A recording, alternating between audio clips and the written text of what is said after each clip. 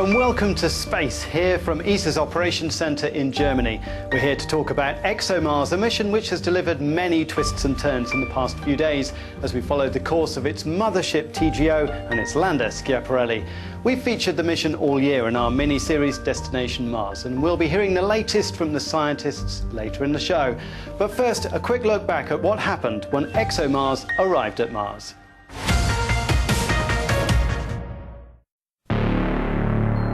March 2016, ExoMars blasts off from Baikonur bound for the Red Planet, its mission to search for methane in the Martian atmosphere. The mothership TGO, the workhorse destined to scan and photograph the planet. Great excitement when it entered orbit perfectly. Not so lucky the lander Schiaparelli. This media star aimed to show Europe could touch down gently onto the Martian dust. Mars had other plans. The first signal was good. Then it dropped away too early. Something wasn't right. Day 2, the situation was clearer. Schiaparelli descended well, then failed close to the surface. Was it the parachute, boosters or software? Analysis will show why this demonstration probe didn't demonstrate how to land on Mars. So Schiaparelli is on the surface of Mars, but it didn't land there like we wanted it to. I'm here with Andrea Racamazzo from the operations team and Stephen Lewis from the science team. Andrea, do we know what happened? So we don't know exactly what has gone not according to our expectation. There's a large part of the flight that we definitely understand, which is the initial part, the high velocity part, the parachute part. It's only in the final part, when the parachute has been released and the thruster, the retro rockets, were fired. This part we don't understand what has happened yet. We have all the data to understand it, and we are processing them to get a clear picture. Then, what does it mean for our ability to land on Mars? Because we didn't quite manage it. Well, it's definitely true that this was a test to test key technologies that we have developed to then do the next mission. We don't understand yet whether it's the technology that is not adequate or the use of the technology information in the logic of the onboard computer that didn't work very well. Stephen, how do you go away from this as a happy scientist, a disappointed scientist? It's a very mixed bag of feelings at the moment. We'd have loved to have had that last little bit of surface science, but actually the Amelia experiment is all about understanding the atmosphere as we fly through it, its structure and its density, and eventually all that information will come back to us except for the very last little bit. So we're going to recover nearly all the science we were expecting to get. Great, thanks very much for your contributions there. Of course, Schiaparelli is only a small part of this ExoMars project. And we had the good news that the Trace Gas Orbiter has entered into orbit around the Red Planet. It's there to look for methane. And here's a little look at why that's so important. On Earth, methane is linked to life, and given that we've now found methane on Mars, the question can be asked, is there life on Mars?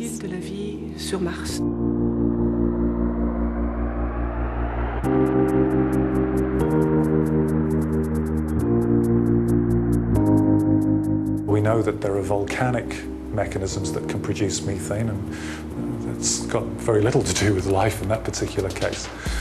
You could also, for example, have methane trapped in ices. And again, it's got nothing to do with current life.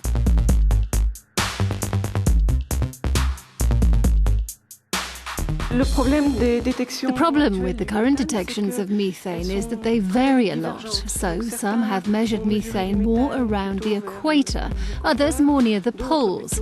So that's one of the problems with the detection of this gas, which is that we don't know why we've detected it in certain areas at certain periods. It's going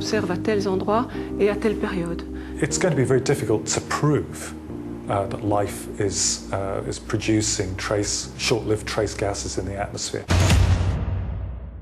We've just heard how tricky it is to find those sources of methane on Mars. I'm here with Manish Patel, who works with Anne-Corinne van Dale on the NOBAD instrument on the Trace Gas Orbiter. Are we going for the right thing, looking for methane? So methane is the headline gas. It's the one that grabs the public attention. If we, for example, if we see a plume of methane, What we have to do is we have to follow it, map it, see where it's going, try and figure out where it came from, and then go back and look at that with, for example, the camera on the spacecraft, take an image of where we think it's coming from. If there are any interesting geological features, that's a possible explanation for the methane we're seeing. By putting all these clues together, by using all of the instruments on the orbiter together, we hope to be able to solve the puzzle, the jigsaw that is the mystery of methane on Mars. Of course, this spacecraft, which is there now, the TGO, is there to look for methane, but ExoMars is bigger than that, because in 2020 they're going to send a rover down to the surface to dig beneath. Here's a little look at why that is so important. ExoMars is going to land on one of these regions where there's interesting soil right up to the surface. But at the surface, one can always be affected by the particles from the sun. So for the first time, ExoMars is going to be equipped with a drill capable of taking samples up to 2 meters below the surface, bringing them up and then analyzing them.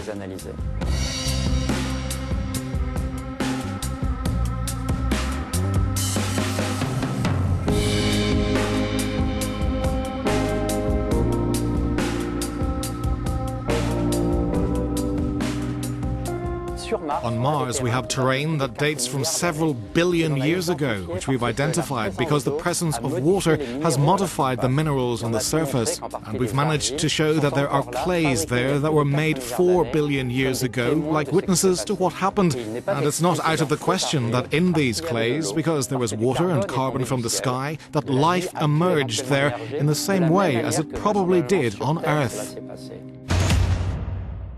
I'm here with 2 of the key scientists from the ExoMars 2020 mission, Daniel Rodionov from the Russian side and Jorge Vargo from the European side. Daniel, given what happened with Schiaparelli, should we change how we try to land in 2020? I think that the landing in 2020 won't depend that much on the 2016 mission, even though the main technologies are going to be the same. But the weight of the lander will be much bigger in 2020. I hope our European colleagues will figure out what went wrong to help us avoid this kind of problem in the future. Jorge, do we know where we're going to land? We have 3 candidate landing sites we are considering at the moment. From the 3 sites, 2 are very ancient, large clay provinces. And the last site is an ancient river, a bit like the Nile, with overflowing floodplains. Given the spots that you're locating, do you think you're going to find life there? Concerning the signs of life, we've got enough evidence that there might have been life on Mars in the past. I now hope we'll find the real, undeniable proof, and I'm full of hope. Thanks very much for joining us on the programme. You can follow other news from the universe on our website, Euronews.com. I'll see you next time.